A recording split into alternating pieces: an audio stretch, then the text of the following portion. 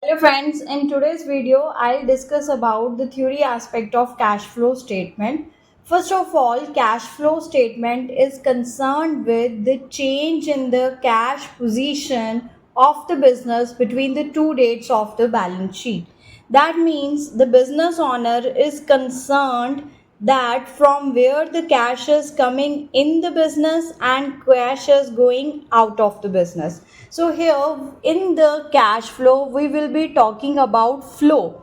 What is the flow? Flow could be of two types, inflow or outflow. Inflow when the cash is received by the business, outflow when cash is actually paid by the business, right?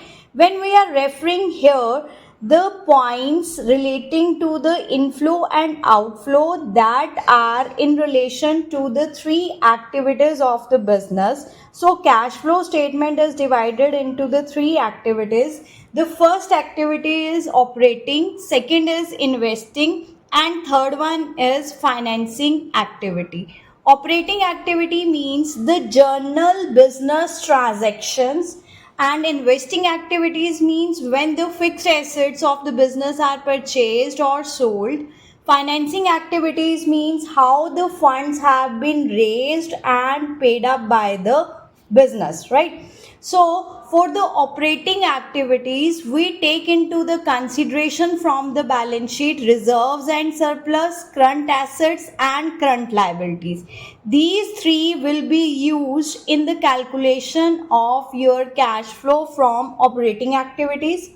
In the given balance sheet, the non-current assets would be used only in investing activities, and for financing activity, we will refer to the share capital, non-current liabilities, and short-term borrowings of the firm. Okay, so to refer to the cash flow statement, the flow meant over here inflow and outflow, and to refer which activities are to be included, we refer operating, investing, and financing.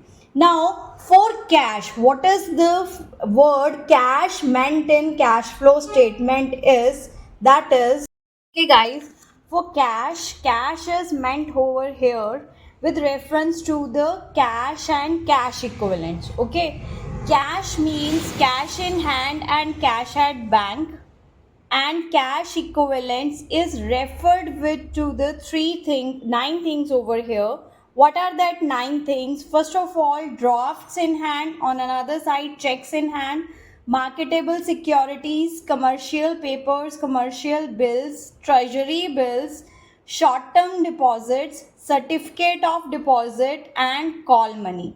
Now to learn them, because MCQs can be covered, what does cash equivalents mean? We referred it with detailed total mark sheet, that is D drafts, T treasury bills, M marketable securities, S short term deposits. Detailed total mark sheet.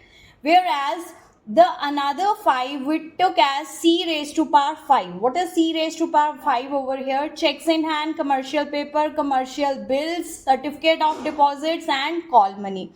So to see the change in the cash position of the business, we refer to total 9 items under the head cash equivalents and 2 items under the head cash. Okay, and the objective of preparation of this statement is to know the solvency of the business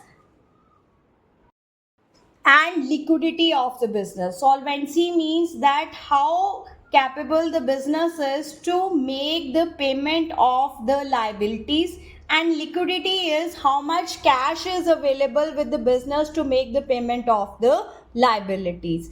And another point over here relating to theory is, so the cash flow statement, which is prepared under Accounting Standard 3 revised to cover up the solvency and liquidity objective of the business. In that very case, when the marketable securities are to be included in the cash and cash equivalents, if the marketable securities that are given under the head current assets are convertible into cash within a period of 3 months, then they would be included in cash equivalents. Otherwise, if they are not convertible within 3 months, they would be included in the investing activities, not for the cash equivalents. Okay, so another thing important for you to know is for the company form of organization, the preparation of cash flow statement under AS3 revised is compulsory, but for another form of business organization, it is optional whether to prepare or not to prepare. It's not a compulsion.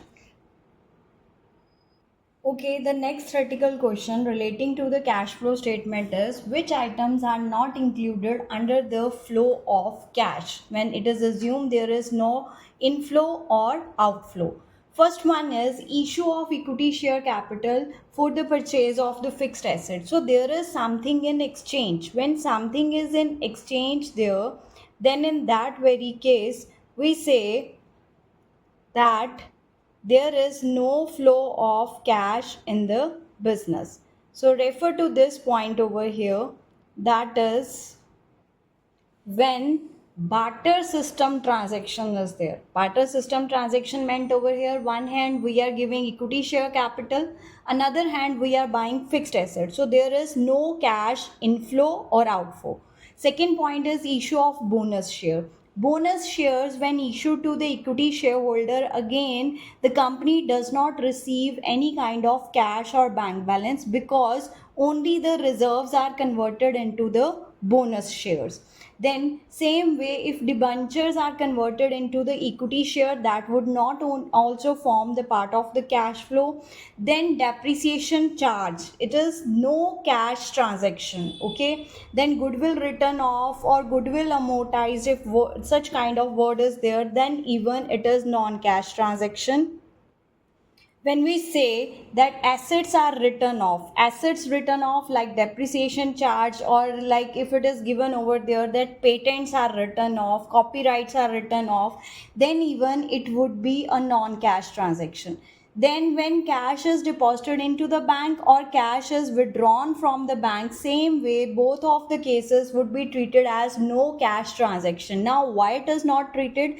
Because cash and bank balance both are treated in the cash and cash equivalent, so it is a non-cash transaction. Then is the declaration of final dividend, because no cash is paid over here, no money is going out of the business, so it is also a non-cash transaction. So this is all about the first part of theory aspect of cash flow statement. I'll be coming to the another series in the next videos. Thank you. Accountitude, keep scoring. Like, share and subscribe to my channel.